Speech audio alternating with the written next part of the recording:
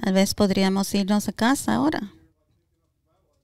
Ya veo a algunos de ustedes recogiendo sus Biblias y diciendo, ok, está bien.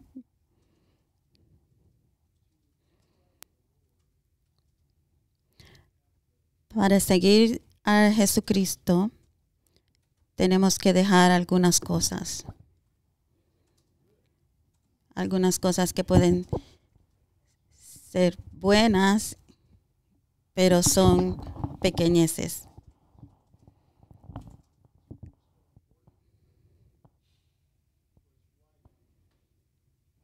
Y una de las cosas que tuvo que dejar la muchacha que dio su testimonio fue dejar de preguntar por qué. Esto es una de las cosas menores. Hay que dejar a veces de preguntar y saber la contestación de las preguntas y confiar en Dios. Y esto es lo que tuvo que hacer Jonás. Tuvo que tener confianza en la bondad de Dios. Entonces, si miramos a Jonás, estamos en las páginas 774, en el capítulo 2, y esta es la oración de Jonás, y nos ponemos de pies juntos y leemos la oración de Jonás. Entonces oró, pero Jehová tenía preparado un gran pez que tragase a Jonás, y estuvo Jonás en el vientre del pez 3 días y 3 noches. Entonces oró Jonás desde el vientre del pez a Jehová su Dios, y dijo, clamé en mi angustia a Jehová, y él me oyó. Desde el seno del Seol clamé, y mi voz oíste. Me echaste a lo profundo en medio de los mares, y me rodeó la corriente. Todas tus ondas y tus olas pasaron sobre mí. Entonces dije, desechado soy desde alante de tus ojos, mas aún veré tu santo templo. Las aguas me rodearon hasta el alma, me rodeó el abismo, las algas se enredaron en mi cabeza. Descendí a los cimientos de los montes, la tierra echó sus cerrojos sobre mí para siempre, pero tú sacaste mi vida de la fosa, oh Jehová, Dios mío. Cuando mi alma desfallecía en mí, me acordé de Jehová, y mi oración llegó hasta ti, hasta tu santo templo. Los que siguen vanidades ilusorias, su propia misericordia abandonan. Pero yo con voz de alabanza te ofreceré sacrificios, cumpliré lo que prometí, la salvación pertenece a Jehová. Y mandó Jehová el pez, y este vomitó a Jonás en tierra. Pueden tomar asiento.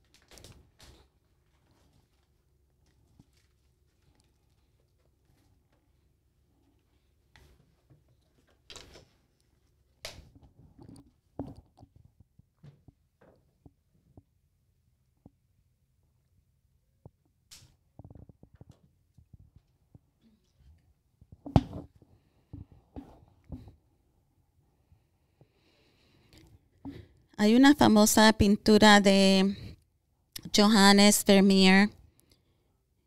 Este pintor vivió en los años 1600, y la pintura muy famosa que le pintó se llama La muchacha con el arete de perla. Él vivió en los años 1600. Y a veces esta pintura famosa se conoce o se le hace referencia a la Mona Lisa del Norte. Es tan famosa que si usted lo busca en Google lo conseguirá para que pueda ver la pintura. Es una pintura muy simple. Es la pintura de el rostro brillante de una niña pintada contra un fondo oscuro que ella se vuelve a mirar por encima de su hombro izquierdo. Lleva una chaqueta amarilla con el pelo recogido en un turbante azul y colgando de su oreja izquierda hay un gran arete de perla. Porque esta pintura es tan famosa, ha sido estudiada extensamente. Y no hace mucho, recientemente una cámara de rayos X especializada pasó un examen de 88 horas fotografiando la pintura. Y aprendieron muchas cosas de Vermeer y de sus técnicas. Y lo que él estaba tratando de hacer con su pintura. Y lo que vemos es que había muchas otras cosas más bajo la superficie de su pintura. Y esto es lo que estamos viendo bajo la superficie en la oración de Jonás. Entre más examinamos esta oración, más cosas vamos a ver bajo la superficie. Vamos a notar muchas cosas que no vemos en la superficie, vamos a verlas más profundamente. Y voy a querer señalar algunos de estos detalles esta mañana. La semana pasada hablamos de que siempre que estemos oyendo de la presencia del Señor, siempre estamos bajando hacia abajo. Jonás sí se levanta y baja, pero él baja a la dirección opuesta. En vez de viajar 500 millas a la dirección donde Dios lo envía, él viaja 2.500 millas a la dirección opuesta. Él baja a Jope. Él baja al barco, al fondo del barco. Y ahora en el capítulo 2, Jonás baja abajo a lo más profundidad del mar, en el vientre de un gran pez, por su desobediencia a Dios. Cuando rechazamos y desobedecemos a Dios, como lo hizo Jonás, toma un tratamiento radical para ser remediado.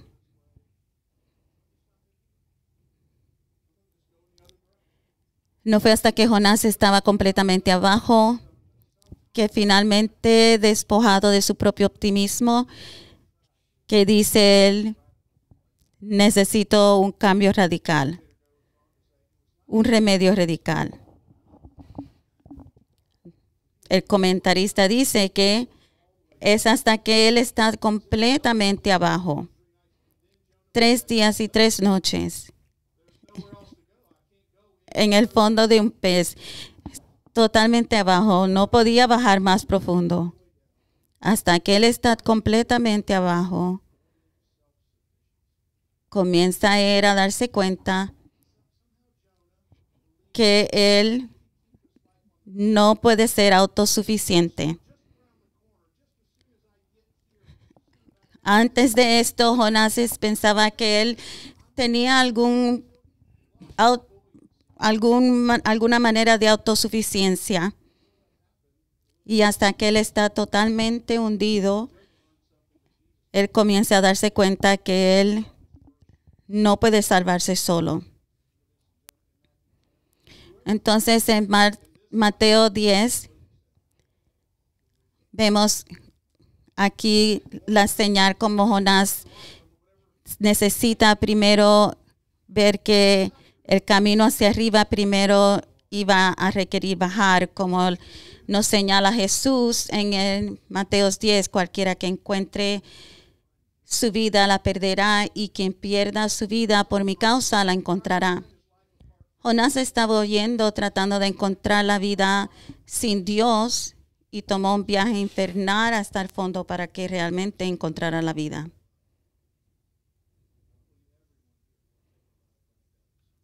Tal vez muchos de nosotros necesitaremos tener un encuentro de esa manera para encontrar a Jesús. Tal vez pensemos que tenemos algo del cual nos estamos arreguindando y no lo podemos soltar. Y Dios quiere que lo soltemos y Dios nos va a llevar abajo hasta que nosotros encontremos que podamos soltar eso para poder arreguindarnos de Dios. Adoniram Judson fue uno de los primeros misioneros de Estados Unidos, pero antes de zarpar hacia la India, Birmania, él también estaba huyendo de Dios. Hudson era un hijo de un predicador y creció creyendo en Jesús, pero cuando fue al colegio de la Providencia, Hudson se hizo amigo de un ateo inteligente e ingenioso llamado Jacob Eames. Jacob Eames era una persona muy inteligente, quien convenció a Hudson que Dios no existía. Él era un ateo. Y él comenzó a influir lo que Hudson creía de Dios. Hudson fue capturado por Eames y su filosofía.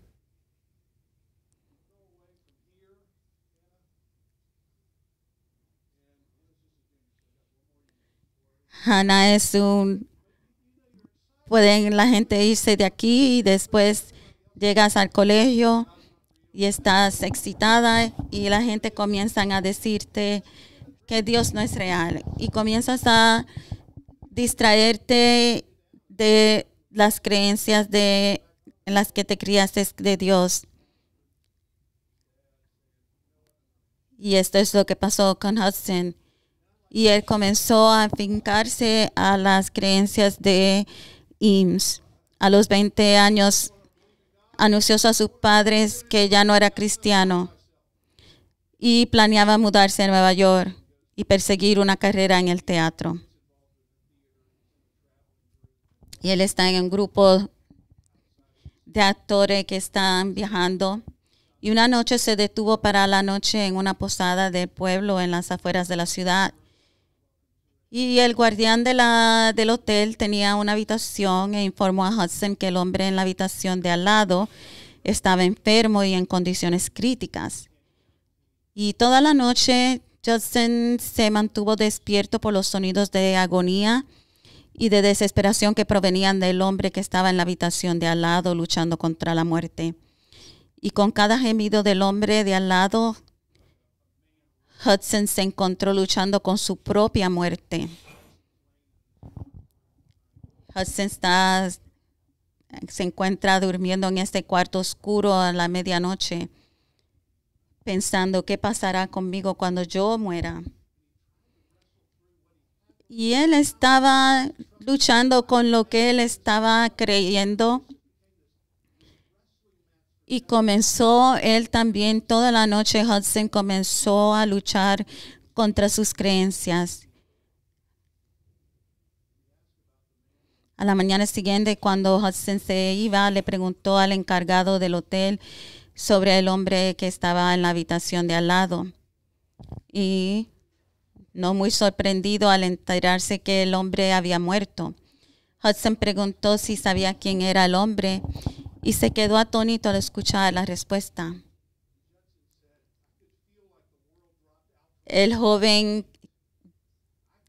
de la universidad en Providence aprendió que el hombre que estaba en la habitación de al lado que se había muerto, el nombre era Jacob Eames. Y Hudson dijo que se sentía como si el mundo se le cayó bajo los pies. Podía sentirse a sí mismo deslizándose en el mismo abismo de la muerte. Y comenzó a orar. Asimismo, Hudson y Jonás, el camino hacia arriba iba a requerir primero ir abajo. A veces en nuestras vidas Dios nos trae en su gracia a tocar fondo para que podamos alejarnos a nosotros mismos y de nuestros ídolos. Tenemos que bajar hacia abajo para subir hacia arriba. Y podemos sentirnos que estamos perdiendo nuestras vidas. Pero lo que Jonás nos reconoció, lo que a veces yo no reconozco y ustedes tal vez no reconocen, lo que Hudson nos reconoce, es que este era el principio de la vida real para Jonás. ¿Qué tiene que pasar para que una semilla dé fruto? La semilla tiene que ser enterrada. De alguna manera milagrosa sale fruto. Y eso es lo que pasa con nosotros. La diferencia entre ser nosotros plantados y ser enterrados es la oración. Y tal vez usted está aquí hoy por la providencia de Dios. Tal vez algunos de ustedes digan aquí, hey, yo no voy a bajar abajo. Pero yo entonces les voy a aconsejar que comiencen a orar. Pongan a un lado el orgullo y hagan oración. Una oración simple. He estado corriendo, Dios, si hay un Dios, por favor, contéstame. Y cuando miramos la oración de Jonás en el capítulo 2, vemos algunas cosas importantes aquí. Creo que es lo más importante que puedo decir hoy. Creo que es la herramienta más importante que les puedo dar. Cuando examinan la pintura de Vermeer, lo que ven que él utilizó una técnica pictórica que se llama underpainting, que es pintar debajo de pintura. O sea, él pinta el fondo oscuro y sobre ese fondo oscuro se resaltan algunas de las sombras. Alrededor se pinta con colores oscuros, negro, marrón, verde, algunas sombras, pero la cara de la niña es blanca. Para que cuando Vermeer va a ir a la pintura, ya algunos de los colores y sombras están resaltando. Lo que hace la pintura subyacente es que preestablece el tono de la pintura en la parte superior. Entonces, la herramienta que Jonás nos da es la oración. Lo que vemos aquí es que Jonás usa la base de las escrituras para descargar la superficie y mostrarnos su pintura de fondo. Quiero entonces aquí demostrarle a ustedes y pedirle a ustedes que dejen que la pintura, que la oración salga desde el fondo y que sea lo que influya en sus vidas. Entonces vemos el versículo 2, clamé desde el vientre del Seol, oíste mi voz. El Salmos 16, si escuchamos este Salmos, vemos la oración de Jonás.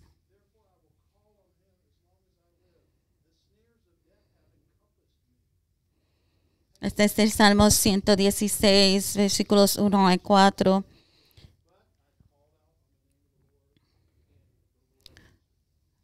Donde también David está también clamando.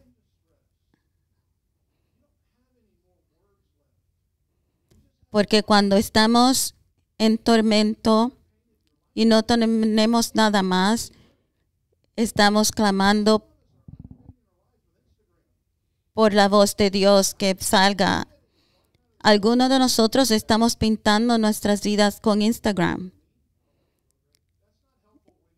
Y esto no es lo que nos va a ayudar cuando estamos en el fondo.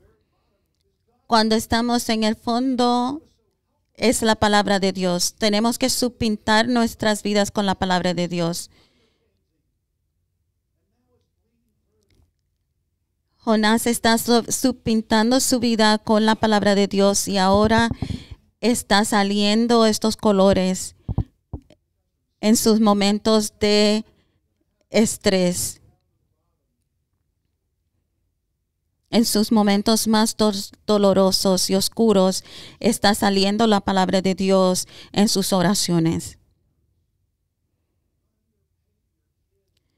Padres, pinten las mentes de sus hijos con las palabras de Dios para cuando ellos estén solos, ellos puedan entonces recordar estas palabras de sus padres. Recuerdo lo que mi mamá me dijo, recuerdo lo que mi papá me dijo, y que estas palabras sean las que salgan. Entonces el reto es en enero del año 2024, es que pasemos leyendo los salmos juntos.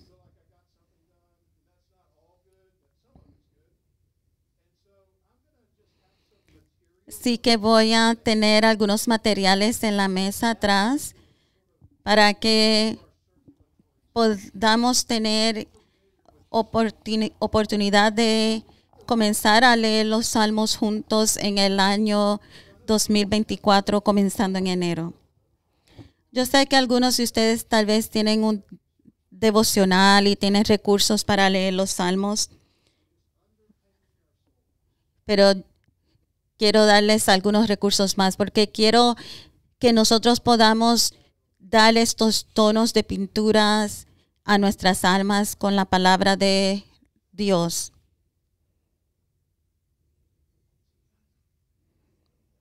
Necesitamos saber la palabra de Dios, reconocer la palabra de Dios en esos momentos difíciles. Que estas palabras estén pompeando por nuestro sistema.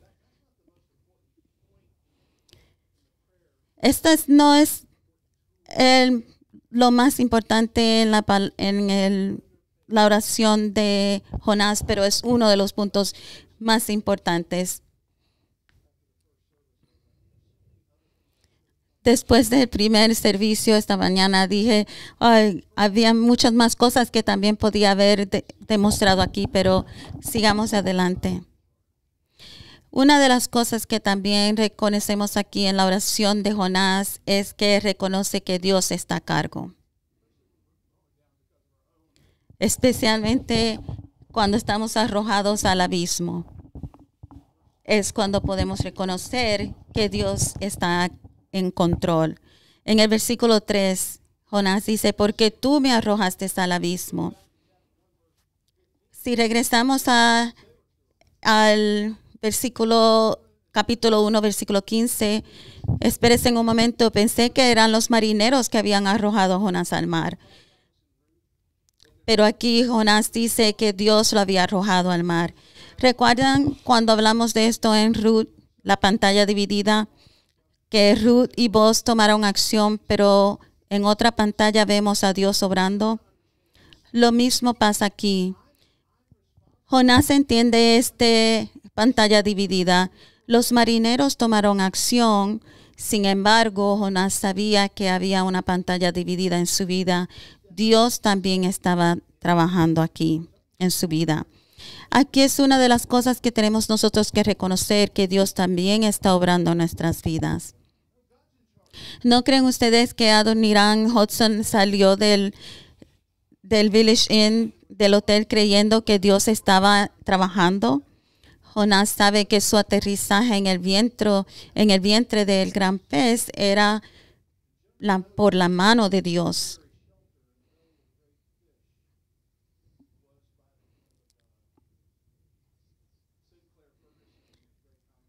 Sinclair Ferguson dice en su comentario, pocos principios son más importantes en la vida del cristianismo que el reconocimiento práctico de la soberanía de Dios.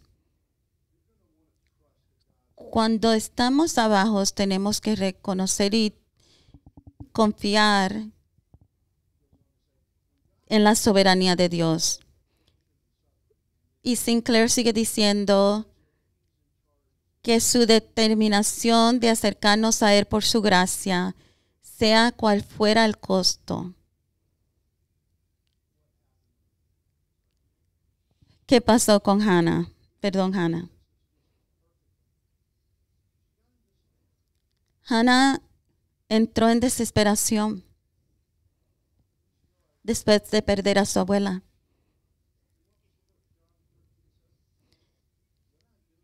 Y el versículo Juan 13:7 le ayuda a reconocer a ella que Dios estaba en control.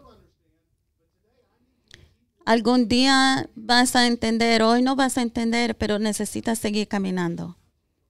Porque Dios está en control. Dios está a cargo. No tengo que estar yo a cargo de mí, sino Dios está en control. Dios está en control. Dios está a cargo cuando otros me tiran al borde. Dios está en control cuando los marineros arrojan al mar. Dios está en control cuando Jonás determina verse a sí mismo incorrectamente. Dios está en control.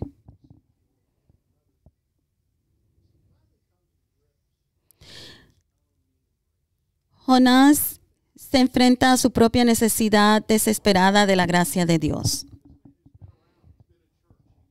¿Cómo es esto? Este hombre ha estado en la iglesia, él ha sido un profeta de Dios.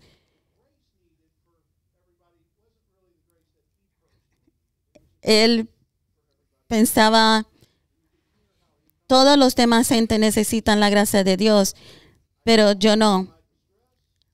Pero vemos como él viene enfrentando la necesidad de que él necesitaba la gracia de Dios. Él lee al versículo 2, grité desde mi angustia, desde el fondo de mi desobediencia, coma, y él me respondió.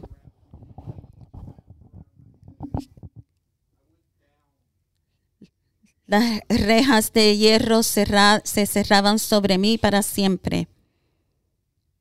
Punto. No, coma. Sin embargo, tú sacaste a mi vida desde el pozo. Dios responde a las personas que están en lo más bajo de su propia desobediencia. Dios saca a la gente del abismo de su propia creación. Alabado sea Dios, que nadie está demasiado lejos de nuestro Dios. Versículo 7. Y este es un punto clave para la recuperación de Jonás.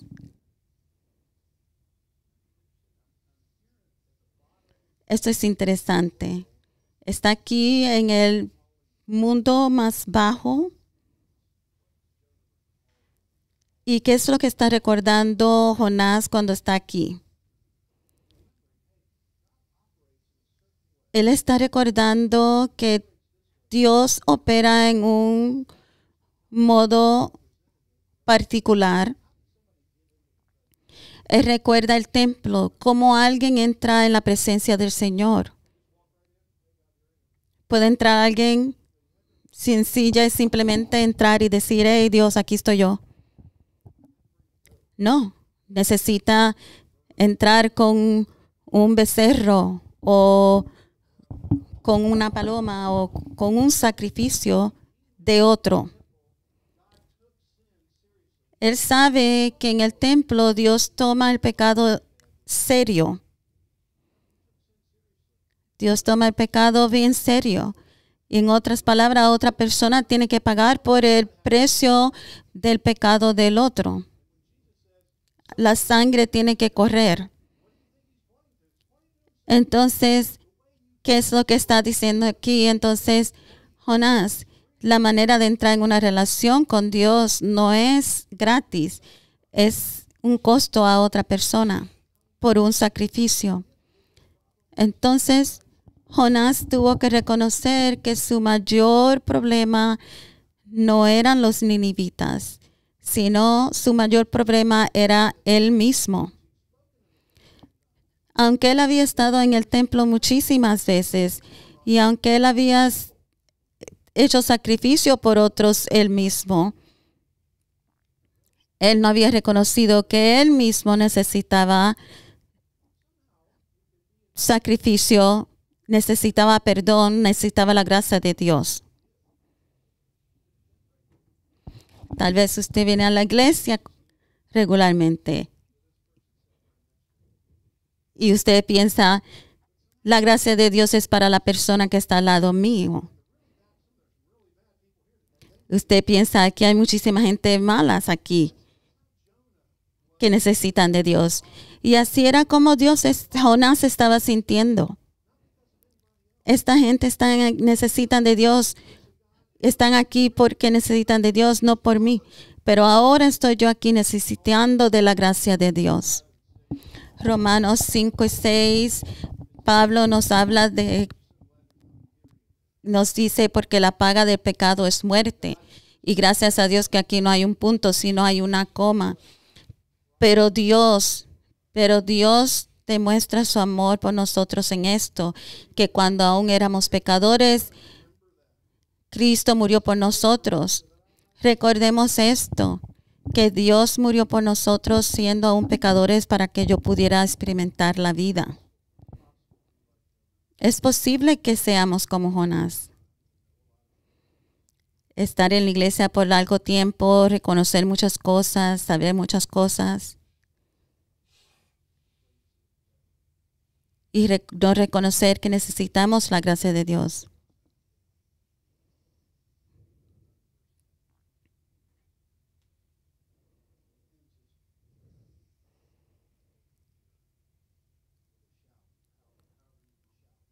Jonás termina su oración con un grito que la salvación pertenece a Dios. Dios está a cargo de la salvación de los ninivitas. Dios está a cargo de la salvación de los marineros. Y Dios está a cargo de mi propia salvación. No es que yo haga una parte y Dios hace una parte, no. Dios lo hace toda. Cuando Dios salva a los todos. Él es el que Él salva a los que no pueden salvarse y a todos, porque todos estamos en necesidad de salvación. Y Él nos dice, ven a mí los que estén cansados de su propia desobediencia, del mundo. Los que estén cansados de la muerte, y yo les daré vida. Y hoy todos estamos aquí y todos se ven como el cuadro de Vermeer. Parecen una obra de arte. En la superficie se ven perfectos. Pero ustedes conocen lo que Dios necesita de ustedes, lo que ustedes necesitan de Dios. La palabra de Dios como la fotografía especializada de rayos X.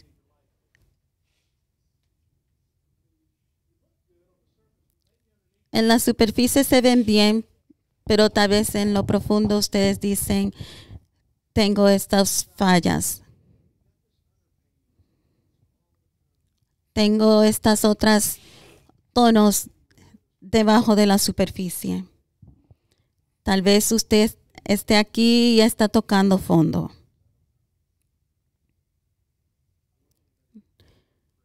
No lo sé. Pero quiero que usted haga su oración